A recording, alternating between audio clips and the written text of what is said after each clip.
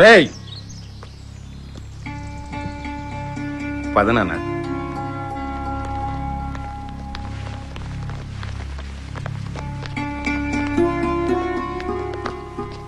తీసుకొచ్చాను వదినా. ఏం చెయ్యాలన్నా ఇక్కడే ఉండి చేయి శివ. సరే వదినా.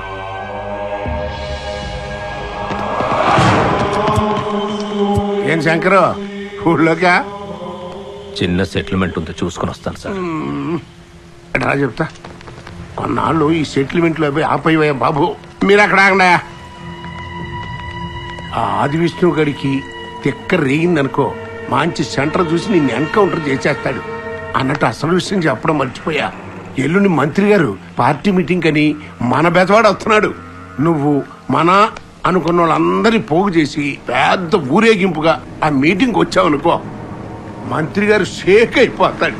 ఆ దెబ్బతో నేను హైదరాబాద్ వెళ్ళి పార్టీ ఆఫీసులో నీ గురించి పెద్ద మేపేస్తా.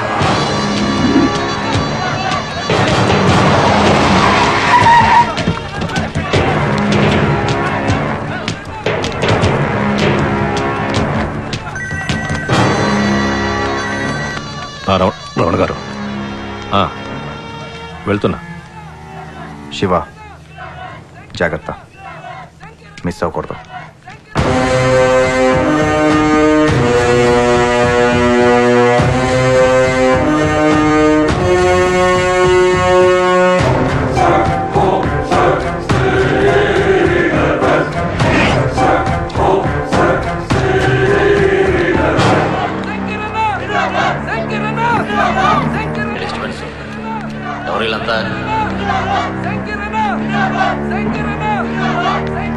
నమస్తే మంత్రి గారు.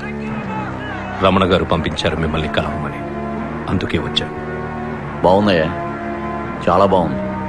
రమణ చెప్పాడు, ఫాలోయింగ్ కూడా బాగానే ఉన్నట్టుంది. ఓసారి హైదరాబాద్ పార్టీ ఆఫీసురా, తీరిగ్గా కూర్చొని మాట్లాడుకుందాం.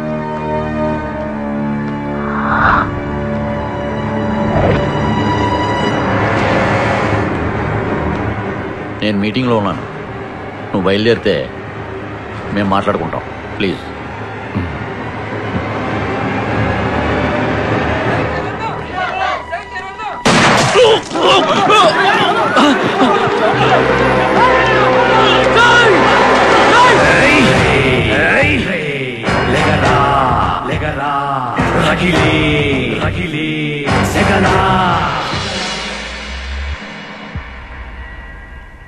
ఏంటి నాన్న వాడిని చంపకుండా వదిలేసావు? అదే డైరెక్ట్ గా గుండెల్లో కాల్చుంటే ఈ పాటికి చచ్చి చరిత్రలో కలిసి ఉండేవాడు నా కొడుకు. మంచి ఛాన్స్ మిస్ చేశావు నాన్న. కావాలని నేనే మిస్ఫైర్ చేశా.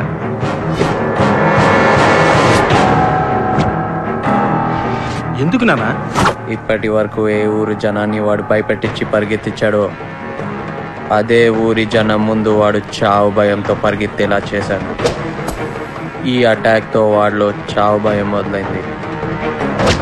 ఈ ఊర్లో వాడి రక్తం కళ్ళ చూసేవాడు ఉన్నాడని ఈ పాటికి వాడికి అర్థమై ఉంటుంది.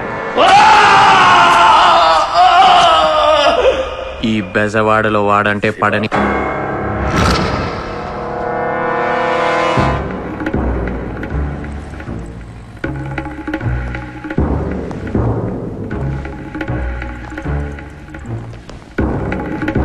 కూర్చోవచ్చా? కూర్చోండి.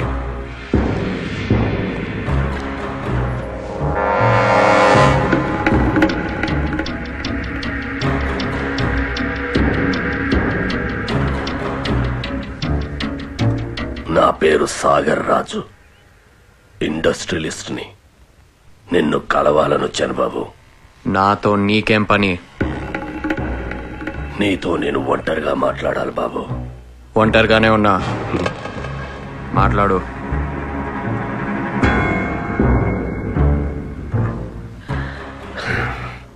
చూడు బాబు, ఈ బెజవాడకి సరిగ్గా నీ అంత వయసున్నప్పుడు, నీ వయసులో నేనున్నప్పుడు దేశం కాని దేశం వెళ్ళి రోడ్లు ఊడ్చి కార్లు కడిగి పైసా పైసా కూడబెట్టి తిరిగొచ్చి ఈ బెజవాడలో ఇండస్ట్రీస్ ని స్థాపించాను. డబ్బు సంపాదించాలన్న ఆశతో మాత్రం కాదు, ఈ బెజవాడ మీద నాకున్న పిచ్చి ప్రేమతో. కానీ ఈ బెజవాడ శంకర్ గాడి చేతిలో ఉన్నదని తెలిసాక తట్టుకోలేకపోయాను. చిన్నవాడివైనా ఒక్కడివి, నువ్వు ఒక్కడివే వాడిని ఒంటరిగా ఎదుర్కొన్నావని తెలిసిన తర్వాత నీకు సహాయం చేయాలని వచ్చాను. అడుగు బాబు, ఆ శంకర్ గాడిని లేపేయడానికి నీకు ఏం కావాలో అడుగు.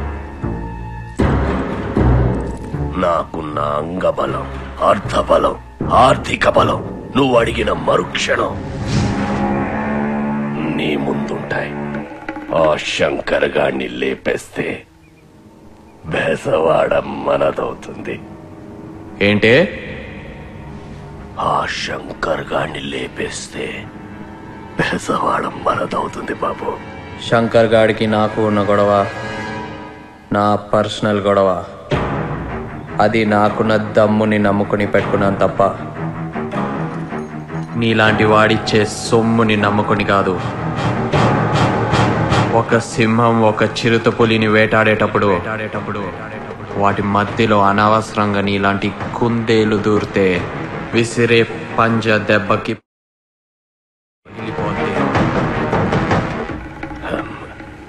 అది కాదు బాబు. నువ్వెవరో, ఎలాంటి వాడివో, నా దగ్గరికి ఎందుకు వచ్చావో నాకు బాగా తెలుసు. శివ, ఈ ఊళ్ళో మాలాంటి ముసలి వాళ్ళని కాదని మీ కుర్రాళ్ళు. ఇంకొక మాట నువ్వు నాతో మాట్లాడితే నా చేతిలో ఇప్పుడే ఇక్కడే గ్యారంటీగా చేస్తావు. పోరా.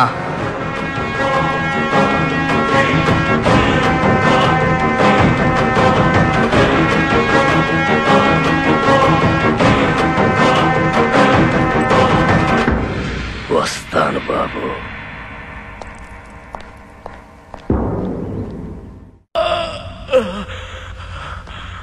అన్నా, వాడెవడ కాదన్నా, జయకృష్ణ తమ్ముడు శివకృష్ణ అన్న. నన్ను కాల్చింది వాడే అని తెలిసిన తర్వాత కూడా వాడిని వదిలేసి వస్తావా? ఎందుకు లేపలేదు వాడిని? ఇప్పుడు వాడిని అటాక్ చేయడం చాలా కష్టం అన్న. ఆ ఏరియాలో ఆ పరిశ్రమ గారు సెక్యూరిటీతో మొత్తం టైట్ చేసాడన్న. ఆ చుట్టుపక్కల మన వాళ్ళు ఎవరు కనిపించినా కుక్కర్ కాల్చడం కాల్చి పడేస్తున్నారన్న. వాడున్న చోటికి మీరు వెళ్ళలేకపోతే మీకు కావలసిన చోటికి అతన్ని రప్పించచ్చు కదా. ఏమంటారు లాయర్ గారు?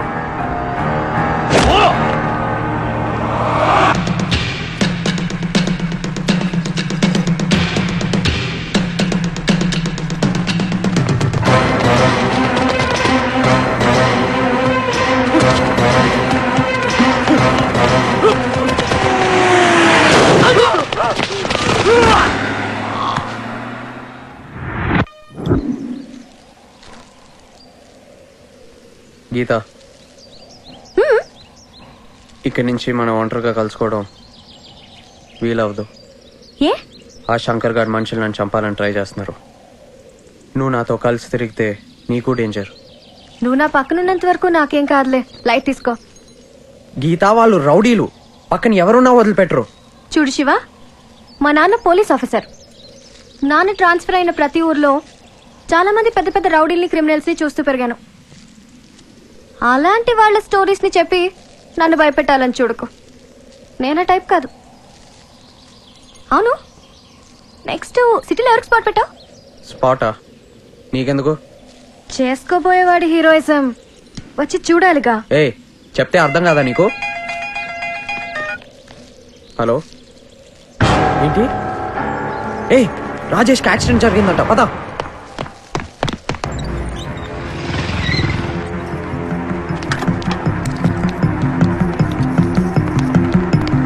ఆపరేషన్ థియేటర్ ఎక్కడండి? అటెళ్ళండి.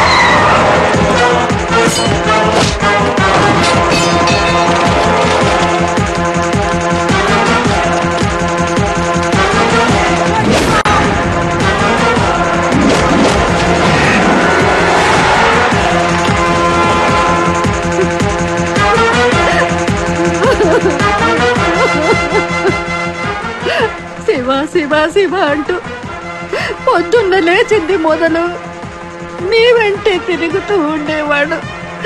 అలాంటిది అన్యాయంగా నా కొడుకుని చంపేశారే.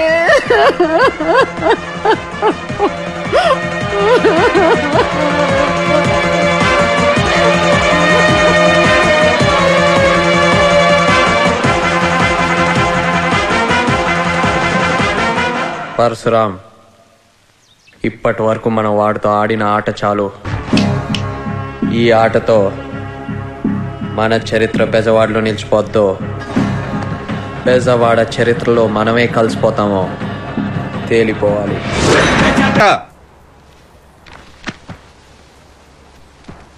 డాడీ నీకేమన్నా పిచ్చా చెబితే అర్థం కాదా? ఆ శివకృష్ణ గారితో ప్రేమేంటే? ఏదో ఒక రోజు నాలాంటి వాడి చేతిలో వాడు కుక్క చావాల్సిన వాడే, వాడితో నీకు లవేంటే? పొద్దున్న లెగిస్తే ఇలాంటి వాళ్ళని ఎలా చంపాలని నేను చూస్తుంటే వాడితో నువ్వు తిరుగుతావా? ఏంటి ఆ చూపు? రేపు ఈ పాటికి నీ లగేజ్ సర్దుకుని హైదరాబాద్ లో ఉన్న మీ పిన్నింటికి వెళ్ళకపోతే నీ 2 కాళ్ళు విరగొడతాను.